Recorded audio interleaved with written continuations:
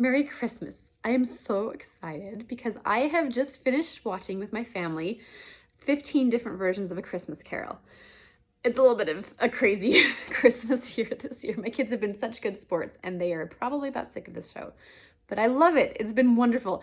My main goal with this video is to try to persuade you to give a try to maybe a different version that you haven't watched before. We all have our favorites, and I think we will probably always have our favorites, like the ones we grew up on that are just the ones that speak to our souls, and that's okay. But I'm hoping that maybe you will get an idea of something else that you might be interested in, another version that might tempt you. This book, of course, was first published in 1843, A Christmas Carol, and then about 10 years after that, Dickens started doing performances of A Christmas Carol. And he shortened it, made it quite a bit more condensed, and pulled out the best stuff, and he did all of the parts himself. He was a one-man show, and he was amazing, and he was very, very well received when he did these performances.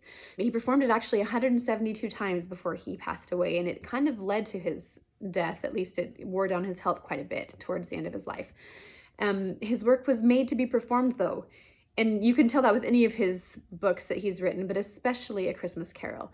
And I think that he would approve of there being so many adaptations of his book out as there are now. There are so many good ones. I left out any modern day retellings in the ones that I watched, so I didn't do any of like Scrooge with Bill Murray or any of those kinds. There are about 50 live action film or TV versions. There are 20-ish cartoon adaptations.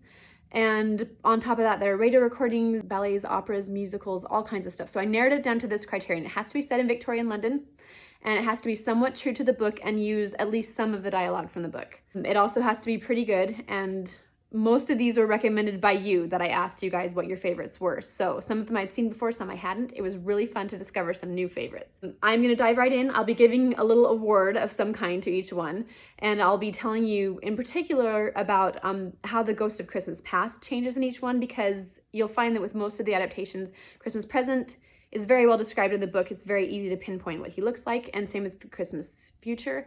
But they don't all agree on the way that the Ghost of Christmas Past should be interpreted. And I love the wide array of the different things that they've done to make the Ghost of Christmas Past. So I think that's a really fun aspect of watching any adaptation. So let's jump in.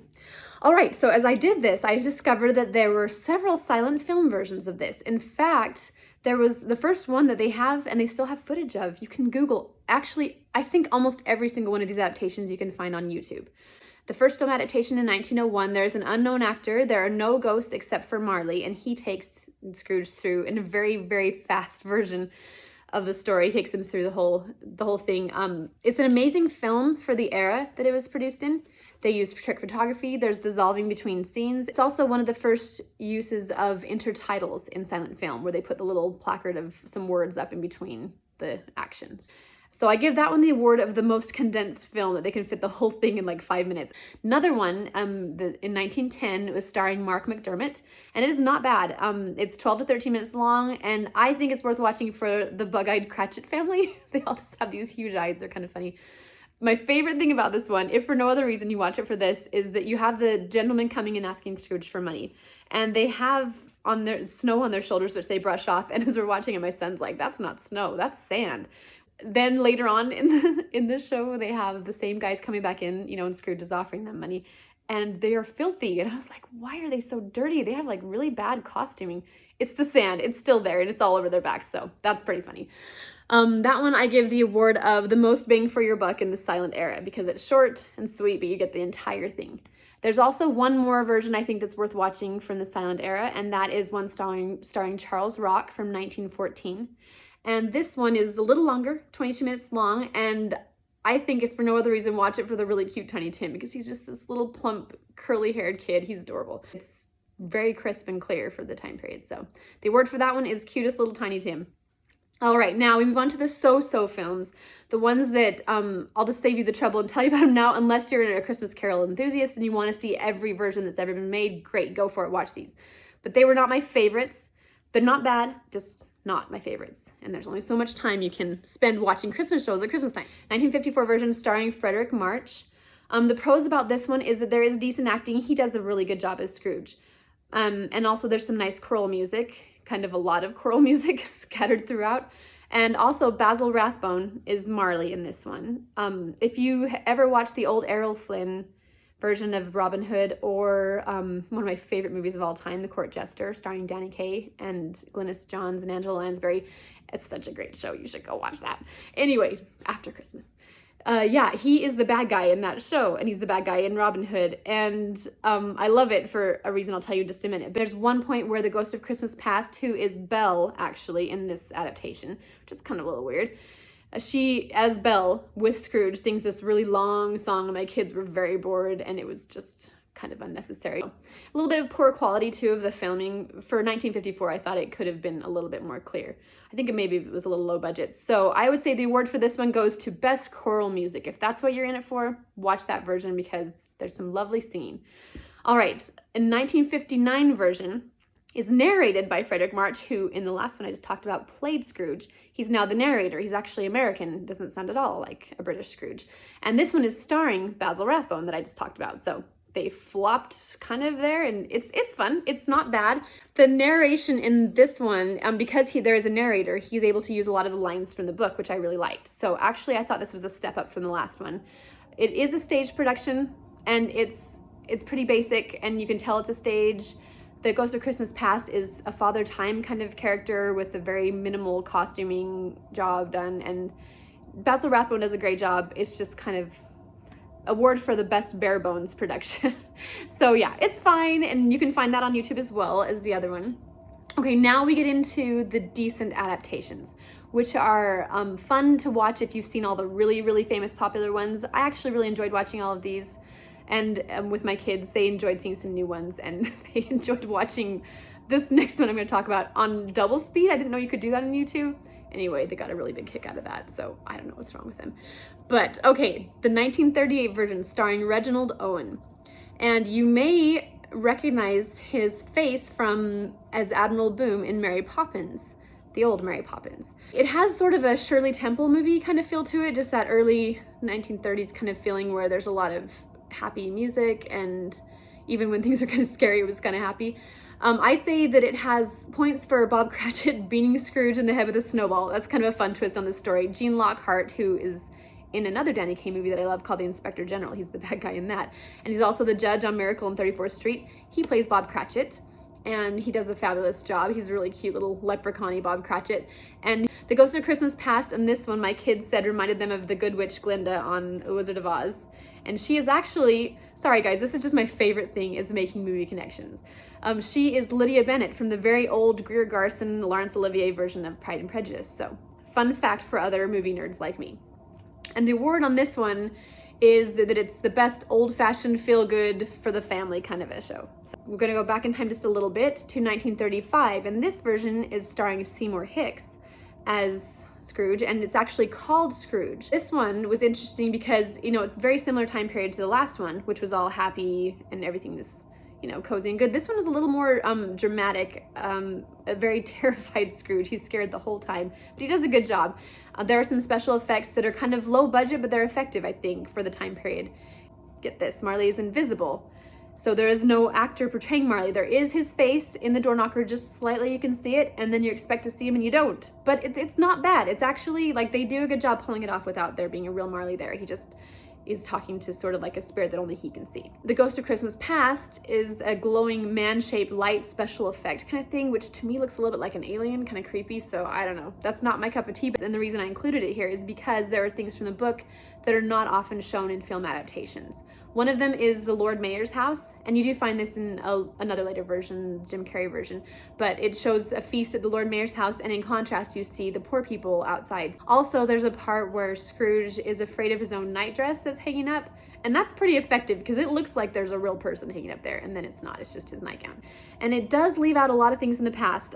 There are no school days, there's no Fezziwig. I have one really cool thing that I like. And I've been looking for this everywhere, and I only found 2 versions that include it. One of my favorite scenes from the book is the part where after Scrooge sees his breakup with Belle, then you see her later on with her own family and her husband. Well, this one has it, and it's actually really great. It's hilarious because I counted with my kids, there are like 18 children in this scene, and I don't know if there's a party going on, but they all rush on the husband and beg him for treats out of his pocket, so it looks like they're all his kids. I don't know, I got a real big kick out of that because I've got a big family, but I don't have that big of a family. I only have 7. not like 20. Let's see, oh, it does have one of the most detailed Cratchit scenes. There's a actual flaming pudding, so fire hazard. And the Ghost of Christmas Present really knows how to eat. It was hilarious. He's like, "You've never seen the likes of me before." He's like taking a big old bite off of a huge leg of something. It's pretty funny. But yeah, it's great. It says a lot of the great lines that most of the films leave out. And I would say this one gets an award for the most dramatic effect on a low budget. Now, this version, my kids insisted that I had to include this one. So forgive me if you think this is really stupid or shouldn't be part of the A Christmas Carol canon of movies. This is the 2008 version starring not Barbie, but Eden Starling. So if you have kids, that's probably the only reason you'd want to watch this one. Otherwise, I mean, unless you're a huge Barbie aficionado, you're not going to really be into this one. But I think it's worth noting that it's a good show. I like it. So Barbie isn't the star. It's a character that looks kind of like Barbie, only she has bright green eyes and she's a little different face. And her name is Eden Starling, Ebenezer Scrooge, ES. They're kind of trying to play on that. I do like that her cat is named Chuzzlewit, so a little nod to Martin Chuzzlewit there. There's some weird changes, like there are no Cratchits. There's actually a friend of hers named Catherine and her family. And then there are some extra characters as part of her theatrical performing group. She's a singer and she bosses them around a lot, won't let them get work off for Christmas Day. So the Ghost of Christmas Past in this one is a teenage girl with a really goofy laugh, and she can be grating at first, but honestly she's kind of funny, and she is obsessed with Chuzzlewit the cat. So it's fun for Barbie lovers. It's not absolute torture for adults, and it's great. The word for this one is that it's the best to make fun of, because my teens and preteens love to riff this one. So it's a good show. All right, got that out of the way for my little kids. Now on to the really good stuff. Sorry, I had to adjust my feet. They were falling asleep, so I got a stool. Now we're good. I think everybody's deep down favorite, if you've seen it before, is the 1983 Disney version starring Scrooge McDuck as Scrooge. And this is called Mickey's Christmas Carol, and it's just fabulous. It's perfect introduction for kids. The ghosts aren't too scary. You have Goofy, and you have the Ghost of Christmas Past as Jiminy Cricket. There's also the Giant from Jack and the Beanstalk, and it just has funny jokes. It's entertaining for all ages. I really have nothing bad to say about this one. The strange thing that I've always wondered is, why is Daisy dating Scrooge in this one? But she's just playing the role of Belle, so it's all good. So yeah, the award on this one is the best intro to A Christmas Carol, for small children especially, but for kids of all ages, and probably the award for being the most nostalgic for parents, because it's just fabulous. The next one that I want to talk about is one that's a little more divisive, and this is the 2009 version starring Jim Carrey.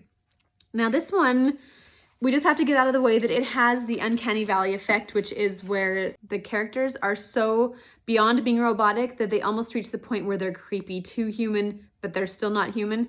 So yeah, that happens when you're watching it. It is a little weird, hard to get over. I honestly think they do a really, really good job on Scrooge.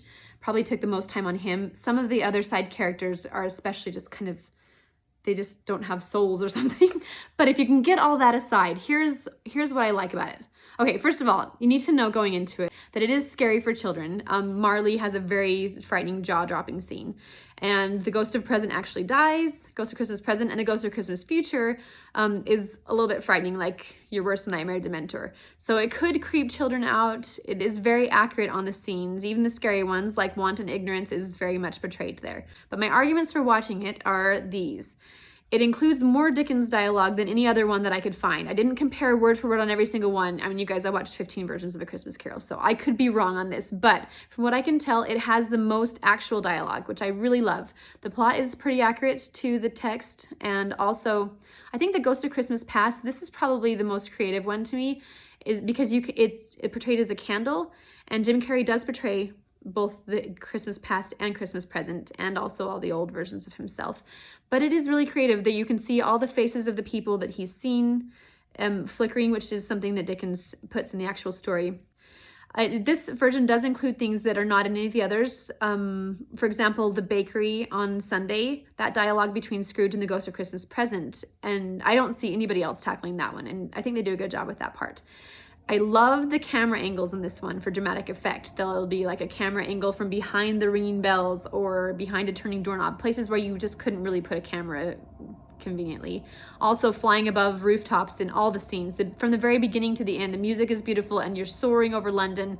It's pretty cool. I would say my kids gave this award that this is the most resilient Scrooge because he sustains the most unimaginable injuries in this show. They kept a running count of like how many times Scrooge does a complete backflip or gets toppled out of something or bonked on the head by the ghost of Christmas present. It's a little more violent to Scrooge, and he's flying through the air and whiplash everywhere. It's more modern day, sort of a video game feeling to it. If that's not your cup of tea, I totally get it, but I do think it's worth watching if you just want a fun, different version. Just be prepared to have your kids be a little scared if they're young. All right, another version that was the favorite of a lot of you guys was the George C. Scott version, and I'd seen that a long time ago, but not recently. So I was really excited to get the chance to revisit it, and I did like it a lot. Here are the pros and cons of this one that I think. Pros are that it's very believable version of Scrooge. George C. Scott does a good job. He's a little cynical, probably I would say the most intelligent and kind of snarky Scrooge of all of them. And he's really good at being a crotchety older man, but he seems more self-possessed than some of them. This does include the Belle, like post Scrooge scene, which I talked about before, and I do love that. The Tiny Tim, I think, is probably the most accurate because he looks like he has some serious tuberculosis going on. So I thought points to them for that. There's great drama. The music is very dramatic, and the young and the old Scrooge versions are very well matched. I have to say, almost every version that I've watched, they do a really fine job of making the young Scrooge look like the older one. One thing that's nice about this one that you don't get in any other version is that there is a little more development of Fan, his sister, and she's played by, have you ever seen Willow, the old film version with Val Kilmer? My husband loves that show. She is Saoirse from that movie. And another fun fact for us nerds that like movie facts is that David Warner, who plays Cratchit in this one, he does a fabulous job. He is actually Admiral Boom, not the old one, but the new Mary Poppins Returns. So I don't know, that's just one of those crazy coincidences, but kind of cool. The cons about this one are minor, but I thought it'd be worth mentioning. The Ghost of Christmas Past looks like an unhealthy blend of Audrey Hepburn and David Bowie. It's just kind of like maybe on drugs even. She looks crazy, and also she's kind of mean. And I like the Ghost of Christmas Past being more, more what he doesn't, or she, whoever it is, more what they don't say than what they actually say. And she like calls him out in a very kind of sarcastic way that I didn't really like as much. She's a great actress actually from the old, oh, I'm sorry guys, I'll stop. The old version of Les Mis, and she's Fantine, and she does a fabulous job. So it's not the actress's fault, it's just the fault of the 80s. This is a 1984 version, and her hair is just crazy town. But we'll forgive them. And also, I may have been slightly burned out because this is one of the last ones I watched. So yeah, after a lot of adaptations, they were starting to blend together. But it is seriously a great adaptation. It includes all the good stuff, adds a little bit of extra, some cool scenes that you won't find anywhere else. This earns the award of the most intense and clever Scrooge, with extra points for the Belle scene, because more people should put that in their shows. This next version has the same person playing the young and old Scrooge. And if you hate this version, please forgive me. You can skip ahead if you want to. My husband cannot stand it, but I loved it so much as a kid, so I'm talking about it. This is the 1970 version starring Albert Finney, who played Daddy Warbucks in Annie. And he was only 34 years old when he played this one. But he has like a little bit of makeup, not even that much, and just the way that he acts it, he's able to seem like a much older man. I mean, he does have sort of a wig with balding hair that makes him look older, but he stoops and he has a kind of just a scrunched down little voice. He does a really good job, I think. It's a little over the top, but it's a musical, so you have to go into it knowing this is a musical, it's gonna be a little over the top. My kids really loved, and I actually love, this is probably my favorite, tied with the Jim Carrey version, favorite version of The Ghost of Christmas Past. And it's an elderly lady dressed up in like, probably late 1700s, 1790s, early 1800s clothing. And she's basically Lady Catherine de Bourgh from Pride and Prejudice, is the Ghost of Christmas Past. She's great. And she says some funny stuff, and I just love the way she portrays that character. I love The Ghost of Christmas Present. He's a little tipsy, but he's still good. And Bob Cratchit's family is fantastic. I love Bob. I love the whole family. They're all great. My kids all loved Cousin Fred because he was so jolly and happy. He's a very happy version. And the party games at his party are fabulous. We still play the Minister's Cat, like I mentioned in another video. It's really fun, and it's fun to see Scrooge really get into it in this version. And then there's also some development of some minor, not even characters from the book, but people that were obviously probably part of Scrooge's Scrooge's life. Like there's a man who sells him soup. There are ladies who borrowed money from him to run their sock shop. And also there's a Punch and Judy man who owes Scrooge money. So all these people that owe him money, he's going around collecting while he sings about how he hates people. And that song will get in your head, I'm sorry. One thing I think that Albert Finney does a really good job of is that he really nails the feeling of regret that Scrooge feels when he sees the scenes with Isabel in it. And another fun thing is that Isabel in this show is Fezziwig's daughter, which makes for some funny stuff as she's singing a song about happiness, and then they're following them all over the place while Scrooge is trying to take her on a date. So, this is another fun thing that they don't always put in. They drive the coach and six through the house. It's actually a funeral hearse, right? This is the only one that actually has it driving through the house. The George C. Scott version does have him sing it outside, which is very effective and it's good. But this is the only one where it goes through the house. Oh, okay, award for this one. This is the best thing about it, where it goes to the funniest Marley, because it's played by Alec Guinness, who is of Obi-Wan Kenobi fame from Star Wars A New Hope, the old Obi-Wan Kenobi, you know. And he adds a really funny sense of humor. He doesn't really seem to care that much what happens to Scrooge. There are some scenes added at the end, and they can be slightly disturbing for kids. My kids are okay, but I mean, you can tell by now they're totally callous. Now, moving on to my final 3 versions. You would never think you're gonna be done with this video. These are so good. Okay, there's the 1951 version starring Alastair Sim. And this one I had never seen before, you guys, so thank you for recommending it because it's now one of my new favorites. And this one has the most Scrooge backstory of any other version that I've seen. It does take some of the his little sister Fanny, her storyline development, makes a change that happens in Scrooge more believable because you see her die and all that kind of stuff. Alastair Sim does a great job with the drama, and the music is really intense for the era. It's 1951, so I mean, everything kind of had dramatic music back then. I really love the Cratchits in this one. Okay, I think this might be my last fun fact about movies, but the Mrs. Cratchit is portrayed by Hermione Baddeley, and Mervyn Johns is Mr. Cratchit. They're great. They're a perfectly matched couple. And the fun thing is that Mervyn Johns had a daughter whose name is Glynis Johns, and I love her. She is the mother in Mary Poppins, Votes for Women, that whole song. So it's fun that he's married to Hermione Baddeley, who is actually Ellen in Mary Poppins. I don't know why all the Mary Poppins stuff is happening here, but it just is. The hardest thing for me with this one, really the only hard thing, was that Alastair Sim was a little hard to understand at first. He has a very kind of theatrical stage way of speaking, sort of like the early 1900s kind of way of talking. So it took a minute to kind of get in the groove of the way that he talks, and my kids couldn't understand him at first, but then we got over that and we really liked it. And in fact, they said this was, I think, their 3rd favorite, so that's saying something. The Ghost of Christmas Past part is super long because you're going through so much backstory of Scrooge's life, but he's such a sweet old man, you just don't mind. So he is portrayed as an old man with long hair and, you know, the usual stuff.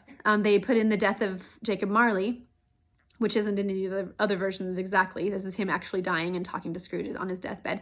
There's also a visit with the Ghost of Christmas Present to the miners' families and also to the lighthouse. And I love it whenever they put that stuff in. I just think that's great. This is the most tender-hearted Scrooge, I think. He undergoes his transformation very gradually throughout.